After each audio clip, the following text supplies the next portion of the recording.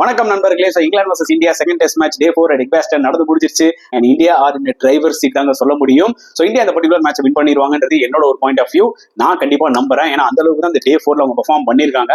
608 runs target set பண்ணிருக்காங்க for England. England பாத்தீங்கன்னா 3 wicket விட்டுட்டாங்க for 72 runs. They are in trouble, அதுல எந்த டவுட்டுமே கிடையாது. ஸோ டே ஸ்டார்ட் ஆகும்போது பாத்தீங்கன்னா KL ராகுலும் சரி நாயரும் பாசிட்டிவா ஸ்டார்ட் பண்ணாங்க. நாயர் பாத்தீங்கன்னா மறுபடியும் செட் ஆகி அவுட் ஆயிட்டாரு. பட் ராகுல் ஒரு நல்ல நாக் 55 அடிச்சாரு. But the hero of the day once again Indian captain Shubman கில்ங்க. Is having a fantastic series. more than 500 runs மேல அடிச்சிருக்காரு. பிளஸ் 300 அடிச்சிருக்காருங்க இந்த சீரீஸ்ல. another superb knock 161 runs. So இவரோட ஃபார்ம் வேற லெவல்ல இருக்குன்னு தான் சொல்ல முடியும். அதே மாதிரி ரிஷப் பண்ட் ஒரு crucial 65, ஜடேஜா ஒரு 65. இதுதான் மெயின் ரீசன்ஸ் அவங்க 608 ரன்ஸ் டார்கெட் செட் பண்ண. இங்கிலாந்தோட போலிங் சுமாரா இருந்தது. அதை விட அவங்களோட கேச்சிங் அண்ட் ஃபீல்டிங் ரொம்பவே புவரா இருந்துச்சு. அண்ட் திருப்பி சேசிங்ல வந்து பாத்தீங்கன்னா 608 ரன்ஸ் டார்கெட் நோக்கி விளையாடும் போது 3 விக்கெட் விட்டுட்டாங்க.